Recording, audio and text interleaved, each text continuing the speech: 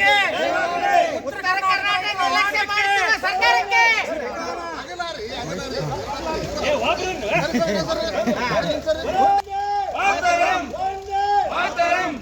ಉತ್ತರ ಕರ್ನಾಟಕ ರೈತರ ಹೋರಾಟಕ್ಕೆ, ಉತ್ತರ ಕರ್ನಾಟಕ ರೈತರ ಹೋರಾಟಕ್ಕೆ, ಉತ್ತರ ಕರ್ನಾಟಕ ರೈತರ ಹೋರಾಟಕ್ಕೆ ಆಲ್ಮಟ್ಟಿ ಎತ್ತರ ಎತ್ತರಿಸಲೇಬೇಕು, ಆಲ್ಮಟ್ಟಿ ಎತ್ತರ ಎತ್ತರಿಸಲೇಬೇಕು, ರೈತರ ಫಂಡನ್ನು ಬಿಡುಗಡೆ ಮಾಡಲೇಬೇಕು, ರೈತರ ಫಂಡನ್ನು ಬಿಡುಗಡೆ ಮಾಡಲೇಬೇಕು. We want justice, we want justice, we want justice, We want justice. We want justice. We want Krishna ಯೋಜನೆ ಹೋರಾಟಗಾರರಿಗೆ, ಕೃಷ್ಣ ಯೋಜನೆ ಹೋರಾಟಗಾರರಿಗೆ, ಕೃಷ್ಣ ಯೋಜನೆ ನಿರ್ಲಕ್ಷ್ಯತನ ಸರ್ಕಾರಕ್ಕೆ, ಕೃಷ್ಣ ಯೋಜನೆ ನಿರ್ಲಕ್ಷ್ಯತನದ ಸರ್ಕಾರಕ್ಕೆ. ರೈತನ ಪುತ್ರ ಆಗಿದ್ರೆ ನೀವು ನಿಜವಾಗಿಯೂ ಮುಖ್ಯಮಂತ್ರಿ ಸ್ಥಾನದ ಬಾಧ್ಯತೆ, ಮುಖ್ಯಮಂತ್ರಿ ಸ್ಥಾನದ ಆ ಅಧಿಕಾರದ ಆ ಒಂದು ಜವಾಬ್ದಾರಿ ಏನಾದರೂ ನಿಮಗೆ ಗೊತ್ತಿದ್ರೆ, ಬದ್ಧತೆ ಅನ್ನೋದು ಇದ್ರೆ ನೀವು ಉತ್ತರ ಕರ್ನಾಟಕದ ಮಲತಾಯಿ ಧೋರಣೆಯನ್ನ ಬಿಟ್ಟಾಕಬೇಕು. ಉತ್ತರ ಕರ್ನಾಟಕ ಮಲತಾಯಿ ಧೋರಣೆಯಿಂದ ನಾವು ರೊಚ್ಚಿಗೆಯ್ತೀವಿ. ಉತ್ತರ ಕರ್ನಾಟಕ ಇಬ್ಬಾಗ ಆಗಬಾರದು ಅನ್ನೋದು ಈ ಅಳೋ ಕೂಸಿನ ಕಣ್ಣೀರು ವರ್ಷದಂಗೆ ಚಾಕ್ಲೇಟ್ ಕೊಟ್ಟಂಗೆ ನಮ್ಮನ್ನು ರಮಸಾಕ್ ಬರಬೇಡ್ರಿ. ನಾವು ಉತ್ತರ ಕರ್ನಾಟಕದ ಮಲತಾಯಿ ಧೋರಣೆಯನ್ನ ಧಿಕ್ಕರಿಸ್ತೀವಿ. ನೀವು ಇದೇ ಧೋರಣೆಯನ್ನು ಮುಂದುವರಿಸಿದ್ರೆ ನಾವು ನಿಮ್ಮ ವಿರುದ್ಧ ಹೋರಾಟ ಮಾಡ್ತೀವಿ. ನಿಮಗೆ ಅದು ಆಗಲಿಲ್ಲ ಅಂದ್ರೆ ನ್ಯಾಯೋಚಿತವಾಗಿ ಮುಖ್ಯಮಂತ್ರಿ ಸ್ಥಾನಕ್ಕೆ ರಾಜೀನಾಮೆ ಕೊಟ್ಟು ಇಳಿದು ಬಿಡ್ರಿ. ಬೇರೆದವರು ಸಾಕಷ್ಟು ಜನ ಅದರ ಜವಾಬ್ದಾರಿ ನಿಭಾಯಿಸಕ್ಕೆ ನಿಮಗೆ ಗೊತ್ತಾಗ್ಬೇಕ್ರಿ. ಜವಾಬ್ದಾರಿ ಸ್ಥಾನದ ಯೋಗ್ಯತೆ ನಿಮ್ಗೆ ಗೊತ್ತಾಗ್ಬೇಕ್ರಿ. ನಾಚಿಕೆ ಆಗ್ಬೇಕ್ರಿ ನಿಮಗೆ. ನಾವು ವಕೀಲರು ನ್ಯಾಯವಾದಿಗಳು ಬಂದು ರೈತರ ಪರವಾಡಿಗೆ ಹೋರಾಟ ಮಾಡ್ತಾ ಇದೀವಿ ಅಂದ್ರೆ ನಿಮ್ಗೆ ನಾಚಿಕೆ ಆಗ್ಬೇಕ್ರಿ. ನ್ಯಾಯವಾದಿಯಾಗಿ ನೀವು ಕೆಲಸ ಮಾಡಿದಿರಿ, ನ್ಯಾಯವಾದಿಗಳ ಕೂಗ ನಿಮ್ಗೆ ಕೇಳಿಸಲ್ವೇನ್ರಿ? ನ್ಯಾಯವಾದಿಗಳ ಹಲ್ಲೆ ಆದಾಗಲೂ ನಿದ್ರೆ ಮಾಡ್ತೀರಿ, ರೈತರಿಗೆ ಅನ್ಯಾಯ ಆದಾಗೂ ನಿದ್ರೆ ಮಾಡ್ತೀರಿ, ಉತ್ತರ ಕರ್ನಾಟಕದ ಏನೇ ಅನ್ಯಾಯ ಆದ್ರೂ ನಿದ್ರೆ ಮಾಡ್ತೀರಿ. ಉತ್ತರ ಕರ್ನಾಟಕಕ್ಕೆ ಯಾವುದೇ ಅನ್ಯಾಯ ಆದ್ರೆ ನಾವು ಸಹಿಸೋದಿಲ್ಲ. ಉತ್ತರ ಕರ್ನಾಟಕದ ರೈತರಿಗೆ ಫಂಡ್ ಅನ್ನ ರಿಲೀಸ್ ಮಾಡಬೇಕು. ಎಲ್ಲ ಕಡೆ ನೀರನ್ನ ಬಿಡುಗಡೆ ಮಾಡಿಸುವಂತ ಕೆಲಸ ಆಗಬೇಕು ಅಂದ್ರೆ 224 ಆದೇಶವನ್ನ ನಿಮ್ಮ ಮನೆಯಿಂದ ಆದೇಶ ಮಾಡಿಲ್ಲ, ಸರ್ಕಾರದಿಂದ ಮನೆ ಆದೇಶ ಮಾಡಿಲ್ಲ, ಸುಪ್ರೀಂ ಕೋರ್ಟ್ ಆದೇಶ ಆಗಿದೆ. ಸುಪ್ರೀಂ ಕೋರ್ಟ್ ಆದೇಶದ ಪ್ರಕಾರ ನೀವು ಅದನ್ನ ಮಾಡಬೇಕು. ಮಾಡದಿದ್ರೆ ನಮ್ಮ ಹೋರಾಟ ನಿರಂತರ ಇರ್ತದೆ. ರೈತರ ಹೋರಾಟಕ್ಕೆ ಮರಣ ಅಂತ ಉಪವಾಸ ಸತ್ಯಾಗ್ರಹ ಮಾಡ್ತಕ್ಕಂಥ ರೈತರ ಹೋರಾಟಕ್ಕೆ ನಾವು ಹಗಲು ರಾತ್ರಿ ಹೋರಾಟವನ್ನ ಬೆಂಬಲಿಸ್ತೀವಿ. ನಾವು ಹೋರಾಟಕ್ಕೆ ಕಡೆಯ ಕಟ್ಟಿ ಟೊಂಕಕ್ಕೆ ಬಟ್ಟೆ ಕಟ್ಟಿ ನಿಲ್ತೀವಿ. ನಿಮಗೆ ಜವಾಬ್ದಾರಿ ಇರಲಿಲ್ಲ ಅಂದ್ರೆ ಇಳಿದು ಬಿಡ್ರಿ, ಇಲ್ಲ ಅಂದ್ರೆ ಕೆಲಸ ಮಾಡ್ರಿ. ಇದು ಎಚ್ಚರಿಕೆ. ಜಿಲ್ಲಾ ವಕೀಲರ ಸಂಘ ವಿಜಯಪುರ. ನಮ್ಮ ಉತ್ತರ ಕರ್ನಾಟಕ ವತಿಯಿಂದ ಹಾಗೂ ಕೃಷ್ಣಾ ಮೇಲ್ದಂಡೆ ಯೋಜನೆಯಲ್ಲಿ ನಮ್ಮ ಯೋಜನೆ ಪೂರ್ಣಗೊಳ್ಳಬೇಕಾದ್ರೆ ನಮ್ಮ ಬಿಜಾಪುರ ಜಿಲ್ಲೆಗೆ ಸಂಪೂರ್ಣ ನೀರಾವರಿ ಆಗಬೇಕಂದ್ರೆ ಕನಿಷ್ಠ 2 ಲಕ್ಷ ಕೋಟಿಯಷ್ಟು ಅನುದಾನ ಬೇಕು. ಅದಕ್ಕೆ ನಾವು ಮಾನ್ಯ ಮುಖ್ಯಮಂತ್ರಿಗಳಲ್ಲಿ ಬೇಡಿಕೊಳ್ಳೋದು ಏನಪ್ಪ ಅಂತಂದ್ರೆ ಪ್ರತಿ ವರ್ಷ ಕನಿಷ್ಠ 50,000 ಕೋಟಿ ಆದರೂ ಅನುದಾನ ಬಿಡುಗಡೆ ಮಾಡಿದರೆ ತಮ್ಮ ಅವಧಿ ಕಾಲದಲ್ಲಿ ಈ ಒಂದು ಯೋಜನೆ ಪೂರ್ಣಗೊಳ್ಳುತ್ತ ಈ ಮೂಲಕ ನಮ್ಮ ಸಂಘದ ವತಿಯಿಂದ ನಾವು ಅವರಿಗೆ ಮನವಿ ಮಾಡ್ತೀವಿ. ಸನ್ಮಾನ್ಯ ಮುಖ್ಯಮಂತ್ರಿ ಸುವರ್ಣ ವಿಧಾನಸೌಧ ಮತ್ತು ಬೆಳಗಾವಿ ಇವರಿಗೆ 6 ದಶಕಗಳ ಬೇಡಿಕೆಯಾದ ಕೃಷ್ಣಾ ಮೇಲ್ದಂಡೆ ಯೋಜನೆಯನ್ನು ಒಂದೇ ಹಂತದ ನಿಗದಿತ ಅವಧಿಯಲ್ಲಿ ಇತ್ಯರ್ಥಪಡಿಸದಿದ್ದರೆ ಪ್ರತ್ಯೇಕ ಉತ್ತರ ಕರ್ನಾಟಕ ರಾಜ್ಯ ಕೂಗು ಅನಿವಾರ್ಯ. ವಿಜಯಪುರ ವಕೀಲರ ಸಂಘವು ದಿನಾಂಕ 9/12/2024 ಮುಂಜಾನೆ 11 ಗಂಟೆ ವಕೀಲರ ಸಭೆಯಲ್ಲಿ ಈ ಕೆಳಗಿನಂತೆ ನಿರ್ಣಯ ಕೈಗೊಳ್ಳಲಾಗಿದೆ. ಸುಮಾರು 6 ದಶಕಗಳಿಂದ ಅಮೇಗತೆಯಲ್ಲಿ ಸಾಗುತ್ತಿರುವ ಈ ಯೋಜನೆಗೆ ತೀವ್ರತೆ ತಂದು ಒಂದೇ ಹಂತದಲ್ಲಿ ಯೋಜನೆಯನ್ನು ಮುಕ್ತಾಯಗೊಳಿಸಿ ಯೋಜನೆಯಿಂದ ಬಾಧಿತರಾದ ಸಂತ್ರಸ್ತರ ಸರ್ವ ಸಮಸ್ಯೆಗಳನ್ನು ಇತ್ಯರ್ಥಪಡಿಸಿ ಪುನರ್ವಸತಿ ಮತ್ತು ಪುನರ್ನಿರ್ಮಾಣ ಕಾರ್ಯವನ್ನು ನಿಗದಿತ ಅವಧಿಯಲ್ಲಿ ಸಂಪೂರ್ಣಗೊಳಿಸಬೇಕೆಂದು ಒತ್ತಾಯಿಸುವವರೊಂದಿಗೆ ಸುಮಾರು ವರ್ಷಗಳ ಕಾಲ ಉತ್ತರ ಕರ್ನಾಟಕದ ಜನತೆಗೆ ಆಗುತ್ತಿರುವ ಅನ್ಯಾಯವನ್ನು ಸರಿಪಡಿಸಬೇಕು. ಹಲವು ವರ್ಷಗಳಿಂದ ನ್ಯಾಯವಾದಿಗಳ ಸಂಘ ವಿಜಯಪುರ ಬೇಡಿಕೆಯಾದ ಲಿಫ್ಟ್ ಇರಿಗೇಷನ್ ಭೂ ಸ್ವಾಧೀನ ಪ್ರಕರಣವನ್ನು ನಡೆಸಲು ಹೆಚ್ಚುವರಿ ಜಿಲ್ಲಾ ನ್ಯಾಯಾಲಯಗಳನ್ನು ಸ್ಥಾಪಿಸಲು ಮತ್ತು ಹೆಚ್ಚುವರಿ ನ್ಯಾಯವಾದಿಗಳ ಕೂಡನ್ನು ನಿಲ್ಲಿಸಲು ಹಣ ಮಂಜೂರು ಮಾಡಿ ಮುಂದಿನ ಕ್ರಮಕ್ಕೆ ಆದೇಶವನ್ನು ಮಾಡುತ್ತಿಲ್ಲ. ಇದರಿಂದ ನಮ್ಮ ವಕೀಲರ ಸಂಘಕ್ಕೆ ಅನ್ಯಾಯವನ್ನು ಮಾಡುತ್ತಾ ಬಂದಿದ್ದೀರಿ. ಈ ಬಗ್ಗೆ ತಕ್ಷಣವೇ ಕ್ರಮ ಕೈಗೊಳ್ಳಬೇಕು. ಪ್ರತಿ ಬಾರಿ ಪ್ರತಿ ಬಜೆಟ್ನಲ್ಲಿ ಎಲ್ಲ ಸರ್ಕಾರಗಳು ಕೂಡ ಉತ್ತರ ಕರ್ನಾಟಕದ ಪ್ರಮುಖ ಯೋಜನೆಗಳಿಗೆ ಸಾಕಷ್ಟು ಅನುದಾನ ನೀಡದೆ ಮಲತಾಯಿ ಧೋರಣೆಯನ್ನು ತಾಳಿದಿರುತ್ತದೆ. ಈ ರೀತಿ ನಿಮ್ಮ ಅಸಮಾನತೆಯನ್ನು ನಿಲ್ಲಿಸದೆ ಹೋದರೆ ಉತ್ತರ ಕರ್ನಾಟಕದ ಜನತೆ ಪ್ರತ್ಯೇಕ ರಾಜ್ಯದ ಒತ್ತಾಯ ಮಾಡುವುದು ಅನಿವಾರ್ಯವಾಗುತ್ತದೆ ಎಂದು ಈ ಮೂಲಕ ಎಚ್ಚರಿಸುವಂತೆ ಕೃಷ್ಣಾ ಮೇಲ್ದಂಡೆ ಯೋಜನೆ ನಿಗದಿತ ಅವಧಿಯಲ್ಲಿ ಒಂದೇ ಹಂತದಲ್ಲಿ ಅನುಷ್ಠಾನಗೊಳಿಸಬೇಕು. ಇಲ್ಲದಿದ್ದರೆ ಕೃಷ್ಣಾ ಮೇಲ್ದಂಡೆ ಯೋಜನೆ ಬಾಧಿತ ಸಂತ್ರಸ್ತರ ಹೋರಾಟ ಸಮಿತಿಯನ್ನು ಬೆಂಬಲಿಸಿ ಹೋರಾಟವನ್ನು ಮುಂದುವರಿಸಲು ತೀರ್ಮಾನಿಸಲೆಂದು ಈ ಮೂಲಕ ತಮಗೆ ತಿಳಿಸಲು ಇಚ್ಛಿಸುತ್ತೇನೆ. ಈ ಮನವಿಯನ್ನು ADC ಅವರಿಗೆ ಸಲ್ಲಿಸಿದ ಮಾನ್ಯ ಮುಖ್ಯಮಂತ್ರಿಗಳಿಗೆ ರವಾನೆ ಮಾಡಬೇಕೆಂದು ಕೇಳಿಕೊಟ್ಟು ನಮ್ಮ ಸಂಘದ ಬೆಂಬಲ ಯಾವತ್ತೂ ಆ ಸಂತ್ರಸ್ತರ ಜೋಡಿ ಇರುತ್ತದೆ ಎಂದು ತಿಳಿಸುತ್ತಾ ಅವರಿಗೆ ಮನವಿಯನ್ನು ಕೊಡುತ್ತೇನೆ.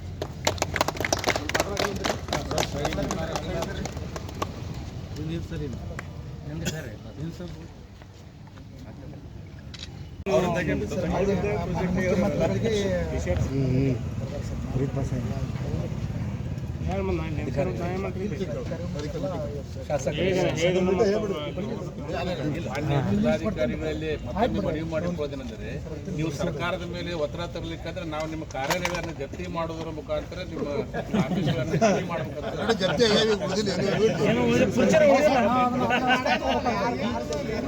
ಆಲ್ರೆಡಿ ಸಾಕಷ್ಟು ಪ್ರಕರಣಗಳಲ್ಲಿ 2000 ಪ್ರಕರಣಗಳಲ್ಲಿ ಜಿಲ್ಲಾಧಿಕಾರಿಗಳು ಪ್ರಧಾನ ಕಾರ್ಯದರ್ಶಿಗಳ ಮೇಲೆ ವಾರೆಂಟ್ ಆಗಿದ್ದಾವೆ. ದಯವಿಟ್ಟು ಇದ್ರ ಮೇಲೆ ಅಧಿಕಾರಿಗಳು ತೀವ್ರ ಕ್ರಮ ಕೈಗೊಳ್ಳಬೇಕು.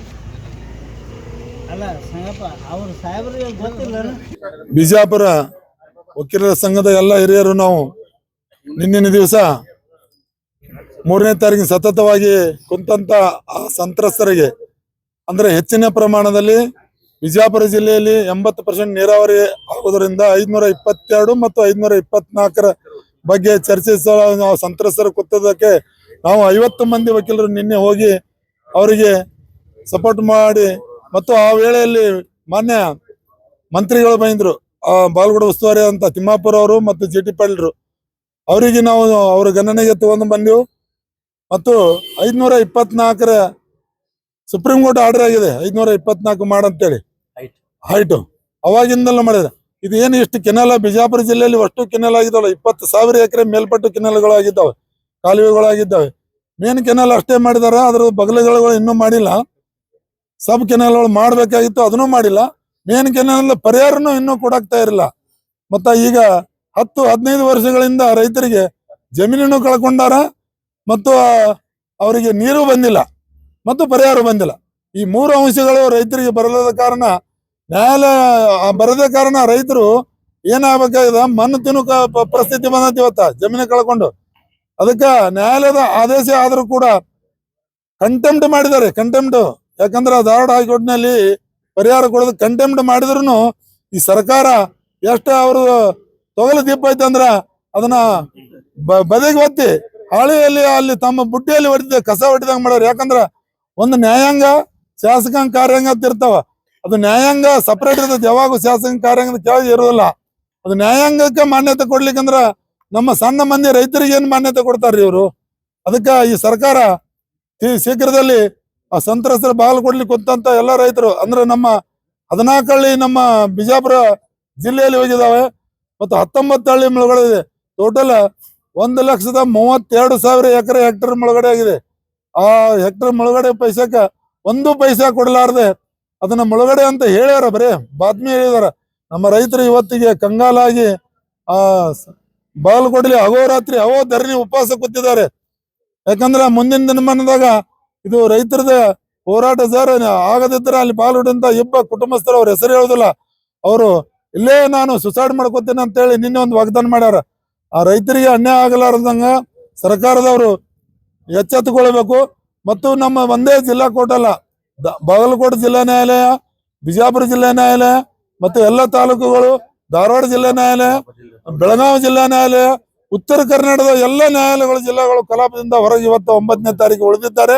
ಎಲ್ಲ ವಕೀಲರು ಉಳಿದು ಈ ಸಂತ್ರಸ್ತರಿಗೆ ಬೆಂಬಲಿಸಿ ಅವರಿಗೆ ಈ ಉಗ್ರ ಹೋರಾಟವನ್ನು ಬಿಡಬೇಡ ಅಂತೇಳಿ, ಕೈ ಬಿಡಬೇಡ ಅಂತೇಳಿ ಒಂದು ಮನವಿಯನ್ನು ಸಲ್ಲಿಸಿ ಬಂದಾರ.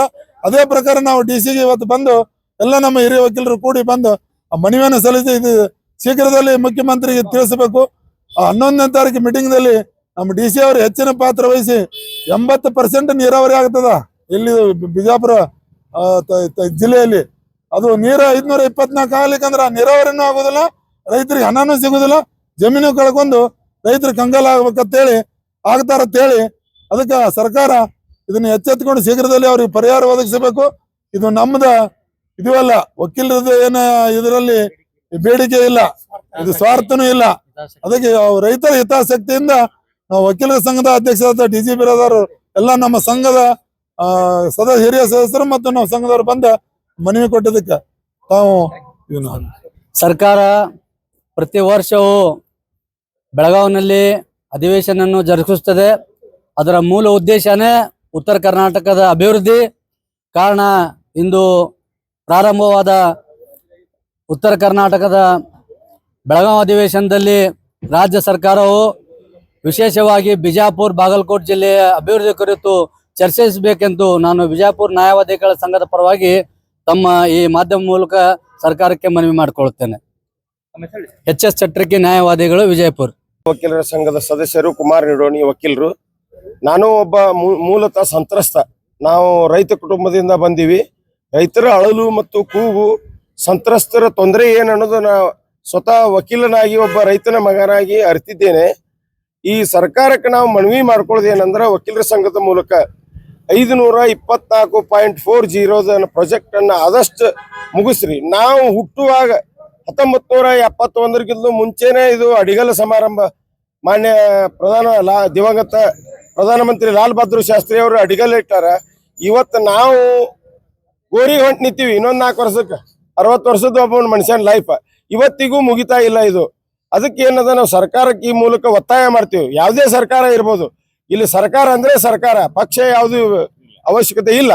ಇಲ್ಲಿ ಸರ್ಕಾರಕ್ಕೆ ಮತ್ತು ಮಾನ್ಯ ಮುಖ್ಯಮಂತ್ರಿಗಳಿಗೆ, ಉಪಮುಖ್ಯಮಂತ್ರಿಗಳಿಗೆ, ಜಲಸಂಪನ್ಮೂಲ ಸಚಿವರಿಗೆ, ಬಿಜಾಪುರ ಹಾಗೂ ಬಾಗಲಕೋಟೆ ಜಿಲ್ಲೆ ಉಸ್ತುವಾರಿ ಮಂತ್ರಿಗಳಿಗೆ ಹಾಗೂ ಉತ್ತರ ಕರ್ನಾಟಕದಲ್ಲಿ ವಿಶೇಷವಾಗಿ ಬಾಗಲಕೋಟೆ ಮತ್ತು ಬಿಜಾಪುರ ಜಿಲ್ಲೆ ಎಲ್ಲ ಪ್ರತಿನಿಧಿಗಳಿಗೆ ನಾವು ಏನು ವಿನಂತಿ ಮಾಡ್ಕೋತೀವಿ ಅಂದ್ರೆ, ನಾಳೆ 11/12/2024 ಒಂದು ಮುಖ್ಯಮಂತ್ರಿಗಳ ಅಧ್ಯಕ್ಷತೆಯಲ್ಲಿ ವಿಶೇಷ ಸಭೆಯನ್ನು ಕರೆದಿದ್ದಾರೆ. ತಾವೆಲ್ಲರೂ ಅಲ್ಲಿ ಹೋಗಿ ಸರ್ಕಾರಕ್ಕೆ ಉತ್ತರ ಕರ್ನಾಟಕದ್ದು ಏನು ಅನ್ಯಾಯ ಆಗ್ಯದ, ಅದರಲ್ಲಿಯೂ ಕೃಷ್ಣೆಯ ಕೂಗು ಅತ್ತೇರೇನು ನಡೆದದ ಈಗ ಈ ಹೋರಾಟದಲ್ಲಿ ರೈತರು ಏನು ಬೇಡಿಕೆ ಅದ ಅನ್ನೋದನ್ನ ತಾವು ಮನಗಂಡು ಅದನ್ನ ಅರ್ಥ ಮಾಡಿಕೊಂಡು ತಾವು ಜನಪ್ರತಿನಿಧಿಗಳಾಗಿದ್ದೀರಿ, ಕೆಲವೊಬ್ಬರು ಇದ್ರಾಗ ತಾವು ಸಂತ್ರಸ್ತರದಿರಿ, ತೊಂದರೆಯನ್ನು ತಾವು ಅನುಭವಿಸಿದ್ದೀರಿ, ಸಾಕಷ್ಟು ರೈತರು ಅನುಭವಿಸ್ಯಾರ. ಆ ರೈತರ ಕೂಗಿಗೆ ತಾವು ಬೆನ್ನೆಲುಬಾಗಿ ನಿಂದಿರ್ಬೇಕಂತ ಹೇಳಿ ತಮ್ಮಲ್ಲಿ ನಾವು ವಿನಂತಿ ಮಾಡಿಕೊಂಡು ವಕೀಲರ ಸಂಘದ ಮೂಲಕ ತಮ್ಮಲ್ಲಿ ಇದೊಂದು ಮಳವಳಿಕೆ ಒಂದು ಮಾಧ್ಯಮ ಮಿತ್ರರ ಮೂಲಕ ನಾನು ಸರ್ಕಾರಕ್ಕೆ ಒಂದು ಹಕ್ಕು ಒತ್ತಾಯ ಮಾಡ್ತಾ ಇದ್ದೇನೆ. ಕುಮಾರ್ ನಿಡೋಣಿ ವಕೀಲರು. ದಿನಾಂಕ 3/12/2024 ಏನು ಬಾಗಲಕೋಟೆ ಜಿಲ್ಲೆಯಲ್ಲಿ ಮುಳುಗಡೆ ಸಂತ್ರಸ್ತರ ವೇದಿಕೆಯರು ಅಮರಣ ಉಪವಾಸ ಸತ್ಯಾಗ್ರಹವನ್ನು ಮಾಡ್ತಾ ಇದ್ದಾರೆ. ಅದಕ್ಕೆ ಬೆಂಬಲಾರ್ಥವಾಗಿ ನಿನ್ನೆ ಅದನ್ನ ನಾವು ವಿಜಯಪುರ ಜಿಲ್ಲಾ ನ್ಯಾಯವಾದಿಗಳ ಸಂಘದವರು ಅಲ್ಲಿಗೆ ಸಹಿತ ಭೇಟಿ ಕೊಟ್ಟು ಅವ್ರಿಗೆ ಬೆಂಬಲವನ್ನು ಸೂಚಿಸಿದ್ದೇವೆ. ಅದರ ಜೊತೆಗೆ ಇವತ್ತಿನ ದಿನ ವಿಜಯಪುರ ಜಿಲ್ಲಾಧಿಕಾರಿಗಳ ಕಚೇರಿಗೆ ಬಂದು ನ್ಯಾಯಾಲಯದ ಕಲಾಪದಿಂದ ಹೊರಗುಳಿದು ಈ ಮುಳುಗಡೆ ಸಂತ್ರಸ್ತರಿಗೆ ಏನ್ ಅನ್ಯಾಯ ಆಗಕತ್ತೈತಲ್ಲ, ಈ ಅನ್ಯಾಯ ಸರಿದೂಗಿಸಬೇಕನ್ನುವಂತ ನಿಟ್ಟಿನಲ್ಲಿ ಸರ್ಕಾರಕ್ಕೆ ನಾವು ಇವತ್ತಿನ ದಿನ ಮಾನ್ಯ ಜಿಲ್ಲಾಧಿಕಾರಿಗಳ ಮುಖಾಂತರ ವಿಜಯಪುರ ಜಿಲ್ಲಾ ನ್ಯಾಯವಾದಿಗಳ ಸಂಘದ ವತಿಯಿಂದ ಮನವಿಯನ್ನು ಸಲ್ಲಿಸಿದ್ದೇವೆ. ಒಂದು ವಿಷಯ ಏನಪ್ಪಾ ಅಂತಂದ್ರ, ಈ ದೇಶದ ಬೆನ್ನೆಲುಬು ರೈತ, ಈ ದೇಶಕ್ಕೆ ಅನ್ನ ಹಾಕುವವನು ರೈತ. ಅಂತ ರೈತನ ಮೇಲೆ ಇವತ್ತಿನ ದಿನ ಅನ್ಯಾಯವಾಗುತ್ತಿರುವುದು ನಾವು ಯಾವತ್ತೂ ಸಹಿಸಿಕೊಳ್ಳಲ್ಲ. ಇದು ತೀವ್ರ ಅನ್ಯಾಯ ಅಂತಕ್ಕಂಥ ವಿಷಯವನ್ನು ನಾನು ಈ ಸಂದರ್ಭದಲ್ಲಿ ಹೇಳ್ತೀನಿ. ಒಂದ್ ಕಡೆ ಒಂದು ವಚನದ ಮುಖಾಂತರ ಹೇಳ್ತಾರೆ ಬಸವಣ್ಣವರು, ಒಲೆ ಹತ್ತಿ ಉರಿದಡೆ ನಿಲ್ಲಬಹುದಲ್ಲದೆ ದರೆ ಹೊತ್ತಿ ಉರಿದಡೆ ನಿಲ್ಲಲೂ ಬಾರದು, ಏರಿ ನೀರುಂಬಡೆ ಬೇಲಿ ಕೈಯ ಮೇದಡೆ ನಾರಿ ತನ್ನ ಮನವು ಕಳುವಡೆ, ತಾಯಿ ಹದೆ ಹಾಲು ನಂಜಾಗಿ ಕೊಲ್ಲೋಡೆ, ನಾನು ಇನ್ನಾರಿಗೆ ದೂರಲ್ಲೇ ಕೂಡಲ ಸಂಗಮ ದೇವ ಅಂದಾಗ ಬೇಲಿನ ಎದ್ದು ಹೊಲ ಮೇಯಕತೈತಿ ಅನ್ನುವಂತ ಪರಿಸ್ಥಿತಿ ಇವತ್ತಿನ ದಿನ ನಿರ್ಮಾಣ ಆಗ್ಬಿಟ್ಟೈತಿ. ಯಾಕಪ್ಪ ಅಂದ್ರೆ ಸರ್ಕಾರಗಳಾಗ್ಲಿ ಜನಪ್ರತಿನಿಧಿಗಳಾಗ್ಲಿ ಚುನಾವಣೆಗಿಂತ ಮೊದಲು ಏನ್ ಹೇಳುದು, ನಾವು ರೈತರ ಪರ, ನಾವು ಬಡವರ ಪರ ಅಂತೇಳಿ ಹೇಳುದು, ಅಧಿಕಾರಕ್ಕೆ ಬಂದ ತಕ್ಷಣ ರೈತರ ಮೇಲೆ ಅನ್ಯಾಯ ಮಾಡುದು, ದೌರ್ಜನ್ಯ ಮಾಡುದು, ಇದೊಂದು ಚಾಳಿ ಮಾಡ್ಕೊಂಡ್ಬಿಟ್ಟಾವ ಎಲ್ಲಾ ಸರ್ಕಾರಗಳು. ನಾನಿಲ್ಲಿ ಈ ಸಂದರ್ಭದಲ್ಲಿ ಪಕ್ಷಾತೀತವಾಗಿ ಹೇಳಕತ್ತೀನಿ. ರೈತರ ಮೇಲೆ ಅನ್ಯಾಯ ಮಾಡುದು, ರೈತರಿಗೆ ಸರಿಯಾಗಿ ಪರಿಹಾರ ಕೊಡುದಿಲ್ಲ, ರೈತರಿಗೆ ಯಾವುದೇ ಇದು ಇಲ್ಲ, ಇದು ಈ ತರ ಒಂದು ಎಲ್ಲಾ ಸರ್ಕಾರಗಳು ಇದೊಂದು ಚಾಳಿ ಮಾಡ್ಕೊಂಡ. ಮುಂಚೆ ಏನ್ ಹೇಳುದು, ನಾವು ರೈತರ ಪರ, ನಾವು ಬಡವರ ಪರ ಅಂತ ಹೇಳುದು. ಯಾವ್ದು ರೈತರ ಪರ ಬಡವರ ಪರ ಇರಂಗಿಲ್ಲ ಸರ್ಕಾರಗಳು, ಬರೇ ಯಾವತ್ತೂ ರೈತರನ್ನ ತುಳ್ಕೊತ್ ಬಂದಾವ. ಈ ಚಾಳಿ ಸರಿಯಲ್ಲ. ಯಾಕಪ್ಪ ಅಂತಂದ್ರ ರೈತರ ಮೇಲೆ ಲಾಠಿ ಚಾರ್ಜ್, ದಬ್ಬಾಳಿಕೆ ಸಾಕಷ್ಟು ಈಗ ನಡೀತಾ ಇವೆ. ಹೀಗೆ ಮುಳುಗಡೆ ಸಂತ್ರಸ್ತರ ಮೇಲೆ ಸಾಕಷ್ಟು ಅನ್ಯಾಯ ಆಗೈತಿ. ಯಾಕಪ್ಪ ಅಂತ ಸಿಗಬೇಕಾಗಿರ್ತಕ್ಕಂಥ ಸರಿಯಾದ ಪರಿಹಾರ ಸಿಗ್ತಾ ಇಲ್ಲ ಅವ್ರಿಗೆ. ಯಾಕಪ್ಪ ಅಂದ್ರೆ UKP 3ನೇ ಹಂತದ ಯೋಜನೆ ಸಂಪೂರ್ಣವಾಗಿ ಪೂರ್ಣಗೊಳಿಸ್ತಾ ಇಲ್ಲ. ಮತ್ತೆ ಭೂಮಿಯನ್ನು ಸ್ವಾಧೀನಪಡಿಸಿಕೊಂಡ್ರೆ ಭೂಮಿಗೆ ಸರಿಯಾಗಿ ಪರಿಹಾರ ಕೊಡ್ತಾ ಇಲ್ಲ. ಹೀಗೆ ನಾನಾ ತೆರನಾಗಿರ್ತಕ್ಕಂಥ ಅನ್ಯಾಯಗಳು ಆ ಸಂತ್ರಸ್ತರ ಮೇಲೆ ಆಗ್ತಾ ಇದೆ. ರೈತರು ಪಾಪ, ಈ ದೇಶದ ಬೆನ್ನೆಲುಬು ರೈತರು ತಮ್ಮ ಜಮೀನನ್ನು ಕಳ್ಕೊಂಡ್ ಕಿಶಿಂದವರು ಬೀದಿಗೆ ಬರುವಂತ ಪರಿಸ್ಥಿತಿ ಇವತ್ತಿನ ನಿರ್ಮಾಣ ಆಗೈತಿ. ನಾನು ಈ ಸಂದರ್ಭದಲ್ಲಿ ಹೇಳುದು ಇಷ್ಟೇ, ಏನು ನಮ್ಮ ಉತ್ತರ ಕರ್ನಾಟಕದ ಭಾಗದಿಂದ ಪ್ರತಿನಿಧಿಸಿರ್ತಕ್ಕಂಥ ಏನ್ ಜನಪ್ರತಿನಿಧಿಗಳು ಅದಿರಲ್ಲ, ನೀವೆಲ್ಲರೂ ಒಕ್ಕೂಲರಿನಿಂದ, ಎಲ್ಲರೂ ಒಗ್ಗಟ್ಟಿನಿಂದ ವಿಧಾನಸೌಧದಲ್ಲಿ ನಡೀತಿರ್ತಕ್ಕಂಥ ಅಧಿವೇಶನದಲ್ಲಿ ನಮ್ಮ ಮುಳುಗಡೆ ಸಂತ್ರಸ್ತರ ಪರವಾಗಿ ನೀವು ಧ್ವನಿ ಎತ್ತಬೇಕು. ಎಲ್ಲರೂ ಪಕ್ಷಾತೀತವಾಗಿ ಎಲ್ಲ ರಾಜಕಾರಣಿಗಳಿಗೆ ನಾನು ಹೇಳಲಿಕ್ಕೆ ಬಯಸ್ತೀನಿ. ಯಾಕಪ್ಪ ಅಂತಂದ್ರ ನೀವು ಎಲ್ಲ ರೈತರಿಂದ ಆರಿಸಿ ಬಂದಿದ್ದೀರಿ ಅನ್ನೋದನ್ನ ನೀವು ಮೊದಲು ಗಮನದಲ್ಲಿ ಇಟ್ಕೋಬೇಕು. ನಿಮ್ಗೆಲ್ಲಾ ರೈತರು ಆರಿಸಿ ತಂದಾರ, ನೀವು ರೈತರ ಪರವಾಗಿದ್ದೀರಿ. ನೀವು ಅಧಿವೇಶನದಾಗ ಧ್ವನಿ ಎತ್ತು ಏನೇ ಅನ್ಯಾಯ ಆಗಕತ್ತಿತ್ತಲ್ಲ ಈ ಮುಳುಗಡೆ ಸಂತ್ರಸ್ತರ ರೈತರಿಗೆ, ಆ ಅನ್ಯಾಯವನ್ನು ಸರಿದೂಗಿಸುವ ನಿಟ್ಟಿನಲ್ಲಿ ನೀವು ಎಲ್ಲರೂ ಕಾರ್ಯ ಮಾಡಬೇಕು. ಹಾಗೂ UKP ಹಂತದ ಈ 3ನೇ ಹಂತದ ಈ ಕಾಮಗಾರಿಯನ್ನು ಸಂಪೂರ್ಣವಾಗಿ ಬೇಗನೆ ಪೂರ್ಣಗೊಳಿಸಬೇಕು ಹಾಗೂ ರೈತರಿಗೆ ಪರಿಹಾರ ಒದಗಿಸಬೇಕು ಅಂತಕ್ಕಂತ ನಮ್ಮ ಒಂದು ಹಕ್ಕೊತ್ತಾಯ ಇದೆ ಅಂತಕ್ಕಂಥ ಮಾತನ್ನ ನಾನು ಮಾನ್ಯ ಜಿಲ್ಲಾಧಿಕಾರಿಗಳ ಮುಖಾಂತರ ಇವತ್ತಿನ ದಿನ ವಿಜಯಪುರ ಜಿಲ್ಲಾ ನ್ಯಾಯವಾದಿಗಳ ಸಂಘದಿಂದ ಮನವಿ ಸಲ್ಲಿಸಿದ್ದೇವೆ ಅಂತಕ್ಕಂಥ ಮಾತನ್ನ ನಾನು ಈ ಮಾಧ್ಯಮದ ಮೂಲಕ ಹೇಳಲಿಕ್ಕೆ ಬಯಸ್ತೀನಿ. ನನ್ನ ಹೆಸರು ಮೊಹಮ್ಮದ್ ಗೌಸ್ ಸವಾಲ್ದಾರ್, ಆಡಳಿತ ಮಂಡಳಿ ಸದಸ್ಯರು. ದಿನಾಂಕ 3/12/2024 ಏನು ಅವಿರತವಾದ ಹೋರಾಟ ಮಾಡ್ತಾ ಇದ್ದಾರೆ ಬಾಗಲಕೋಟೆ ಜಿಲ್ಲೆಯಲ್ಲಿ. ಇವತ್ತು ವಿಜಯಪುರ ವಕೀಲರ ಸಂಘದ ವತಿಯಿಂದ ಕೃಷ್ಣಾ ಮೇಲ್ದಂಡೆ ಯೋಜನೆ ಏನು ಅಪೂರ್ಣಗೊಳಿಸಿದ್ದಾರೆ, ಆ ಯೋಜನೆಯನ್ನು ಪೂರ್ಣಗೊಳಿಸಬೇಕು ಮತ್ತು ಅದರಲ್ಲಿ ಏನು ಜಮೀನು ಕಳೆದುಕೊಂಡಿದ್ದಾರೆ ಆ ರೈತರಿಗೆ ನ್ಯಾಯವನ್ನು ಒದಗಿಸಿಕೊಡಬೇಕಂತ ಇನ್ನು ಚಳಿಗಾಲದ ಅಧಿವೇಶನ ಏನು ಸ್ಟಾರ್ಟ್ ಆಗಲಿದೆ, ಆ ಅಧಿವೇಶನದಲ್ಲಿ ಅವ್ರ ಮೇಲೆ ಒತ್ತಾಯ ಮಾಡುವುದಕ್ಕಾಗಿ ಒಂದು ವಿಜಯಪುರ ವಕೀಲರ ಸಂಘದಿಂದ ಕೋರ್ಟ್ ಅನ್ನು ಬೈಕಾಟ್ ಮಾಡಿ, ಅಂದ್ರೆ ಬಹಿಷ್ಕಾರ ಮಾಡಿ ಎಲ್ಲಾ ವಕೀಲರು ಕೋರ್ಟ್ ಹೊರಗಡೆ ಉಳಿದು ಇವತ್ತು ಆ ರೈತರಿಗೆ ಒಂದು ನೈತಿಕ ಬೆಂಬಲವನ್ನು ಸೂಚಿಸಲಿಕ್ಕೆ ನಾವು ಜಿಲ್ಲಾಧಿಕಾರಿಗಳಿಗೆ ಮೂಲಕ ಒಂದು ಮನವಿ ಸಲ್ಲಿಸಲಿಕ್ಕೆ ಬಂದಿದ್ದೇವೆ. ಇವತ್ತು ಏನಾಗಿದೆ ಅಂದ್ರೆ ಕೃಷ್ಣಾ ಮೇಲ್ದಂಡೆ ಯೋಜನೆಯಲ್ಲಿ ಸಾವಿರಾರು ಲಕ್ಷಾಂತರ ರೈತರು ತಮ್ಮ ಜಮೀನನ್ನು ಕಳೆದುಕೊಂಡಿದ್ದಾರೆ. ಈಗ ಉತ್ತರ ಕರ್ನಾಟಕದ ಬೇಡಿಕೆಯನ್ನು ಹೇಳಿದ್ರೆ ಎಲ್ಲಿ ಬೇಕಲ್ಲಿ ಚರ್ಚೆ ಆಗ್ತೈತಿ. ಒಂದು ನಮ್ಗೆ ಪ್ರತ್ಯೇಕ ಉತ್ತರ ಕರ್ನಾಟಕದ ಒಂದು ರಾಜ್ಯ ಆಗ್ಬೇಕಂತಂದ್ರ ವೈಕೋ ಮಾಡ್ತೀರಿ ನೀವು. ಆದ್ರ ಯಾಕೆ ನಾವು ಪ್ರತ್ಯೇಕವಾಗಿ ಉತ್ತರ ಕರ್ನಾಟಕ ಬೇಡ್ತಾ ಇದೀವಿ ಅಂದ್ರೆ ನೀವು ಪ್ರತಿ ಸಲ ಉತ್ತರ ಕರ್ನಾಟಕದ ರೈತರಿಗೆ ಅನ್ಯಾಯ ಮಾಡಕತ್ತೀರಿ. ಅದು ಕೇಂದ್ರ ಸರ್ಕಾರ ಆಗಿರ್ಬೋದು ಮತ್ತು ರಾಜ್ಯ ಸರ್ಕಾರವಾಗಿರ್ಬೋದು. ಬಾತಿಗೆ ಬರಲಾರದಂತ ಯೋಜನೆಗಳು ಮಾಡಿ ಯಾವುದೇ ರೀತಿಯಾದ ಅನುದಾನಗಳನ್ನು ನೀಡದೆ ಜನರಿಗೆ ಏನು ಮೋಸ ಮಾಡಕತ್ತೀರಿ. ಅವೆಲ್ಲವನ್ನು ಈ ಕೂಡಲೇ ಆ ಕೃಷ್ಣಾ ಮೇಲ್ದಂಡೆ ಯೋಜನೆಯನ್ನು ಪೂರ್ಣಗೊಳಿಸುವುದರ ಮೂಲಕ, ಅನುದಾನವನ್ನು ಬಿಡುಗಡೆ ಮಾಡುವುದರ ಮೂಲಕ ರೈತರಿಗೆ ಅನುಕೂಲ ಮಾಡಿಕೊಡಬೇಕಾಗಿ ನಾವು ವಿಜಯಪುರ ವಕೀಲರ ಸಂಘದ ವತಿಯಿಂದ ಜಿಲ್ಲಾಧಿಕಾರಿಗಳ ಮುಖಾಂತರ ಮಾನ್ಯ ಮುಖ್ಯಮಂತ್ರಿ ಸಿದ್ದರಾಮಯ್ಯ ಅವರಿಗೆ ಈ ಮನವಿಯನ್ನು ಸಲ್ಲಿಸಿದ್ದೇವೆ. हसन पटेल दोडमनी वकील विजयपुर। लेटेस्ट न्यूज अपडेट्स के लिए YouTube एक्सप्रेस को सब्सक्राइब कीजिए, साथ में बेल आइकॉन को भी क्लिक कीजिए। साथ ही साथ लाइक, शेयर और कमेंट करना ना भूलिए।